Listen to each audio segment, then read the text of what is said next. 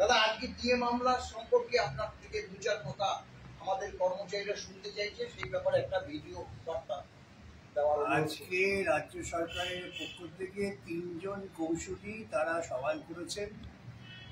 তাদের সওয়ালের মূল প্রতিপাদ্য বিষয় হচ্ছে রাজ্য সরকার যতটুকু দিয়ে দেবে সেটুকুই কর্মচারীরা পেতে পারেন, তার বেশি অধিকার কর্মচারীদের নেই। এবং কর্মচারীরা যে দাবি করছেন যে সারা ভারত দ্রব্যমূল্য বৃদ্ধির যে সূচক আছে সেই সূচক অনুযায়ী দিয়ে দিতে হবে, সেটা রাজ্য সরকার মানতে রাজি নয়। এটা হচ্ছে প্রথম বক্তব্য। আরেকটি বক্তব্য ঘুরে ফিরে আসে, সেটা হচ্ছে যে এত টাকা তাদের নেই, টাকার জন্য নাকি ভীষণ কষ্ট হবে।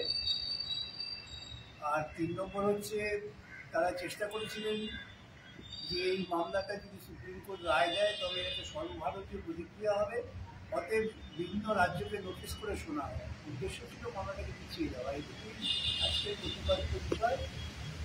তাদের বলা শেষ হয়ে গিয়েছে। আগামীকাল আমাদের পক্ষ থেকে আমরা আমাদের সওয়াল করব। দাদা, কন্টেন্ট পিটিশন নিয়ে কি কোনো আলোচনা? তো না, কন্টেন্ট পিটিশন কোনো আলোচনা হয়নি। প্রসঙ্গত যখন রাজ্য সরকারের কৌশলী কপিল সিবাল বলছিলেন যে এগুলো সমস্ত অসাংবিধানিক, তখন বিচারপতিরা আস্তে আস্তে বললেন যে আমরা যে আদেশ দিচ্ছি সেটাও সাংবিধানিক, 25% দিয়ে দেওয়ার।